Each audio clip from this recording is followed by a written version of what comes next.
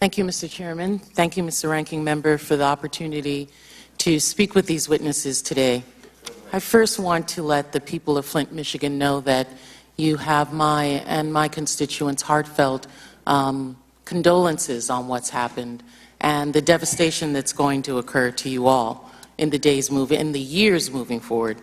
A few days ago, the Boston Globe ran an article that advocates that Flint and its tainted water, it epitomized the worst kind of environmental racism at the hands of government agencies.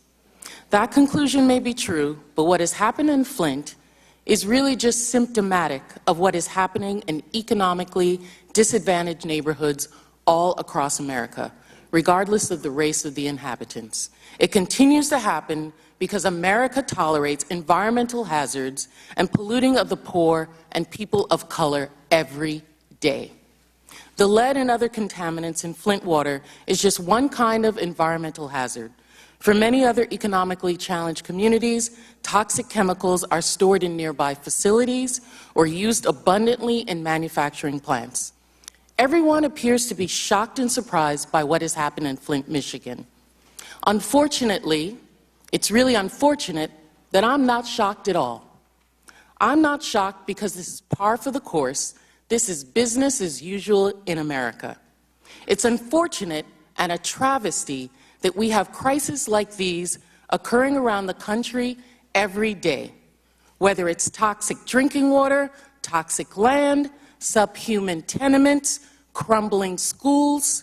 For the most part, the common denominator is communities that are majority-minority, low-income, socioeconomically challenged areas. That's the common factor in most of those places where we find that.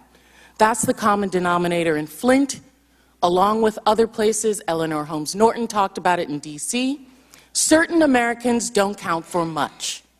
Governors, federal agencies, state emergency managers want to wag their fingers at towns for telling them that they don't manage their money properly and bring overseers over them who don't want to expend the money in the right manner to support those areas.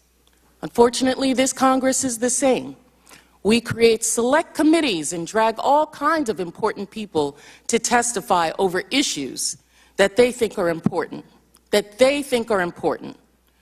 Not to disparage or make light of the gravity of the incident, but this Congress created the Benghazi Committee over the death of 4 Americans. That committee has spent nearly $6 million to investigate that, but we can't get the governor of Michigan at this hearing to give responses for actions that are going to affect 9,000 children. That's a shame, and that's business as usual. But I want to talk about the money that was spent and where that money was spent. Mr. Creer, there are many people in the Michigan state government that could have stopped this tragedy from occurring. And despite the fact that they oversaw and contributed to this tragedy, Governor Schneider continues to place them in positions of increasing responsibility. Let's take the emergency manager for a question as an example. Mr. Creer, did you know that Mr. Early was paid $180,000 for doing his job as the emergency manager? I do not. I have an article here in a Detroit newspaper that talks about that. During Mr. Early's tenure, tens of thousands of men, women, and children were exposed to extremely unhealthy levels of lead. Yet Governor Schneider then rewarded him, that same Mr. Early, with a new position of the emergency manager of Detroit Public School System. Mr. Creer, did you know that Mr. Early received a salary on that job and what that salary was? I'm not aware of Mr. Early's salary. Did you know that he received a salary of $221,000, received a promotion and a $41,000 raise for that position? Mr. Creerly, do you think that Governor Schneider was exercising good judgment and promoting Mr. Early after the job he did in Flint's water crisis? Mr. Early's salary is between the governor and himself. I didn't ask you about his salary. I asked you whether it was good judgment in promoting him to that position. I'm not in a position to refer to the governor's judgment. And I think maybe others here would believe that based on his abysmal performance in Flint, Do you think he deserves to be appointed to another job that involves taking care of the health and safety of thousands of children? So, Ms. Waters, are you aware that Mr. Early's salary was paid for by Flint, the town, not the state of Michigan?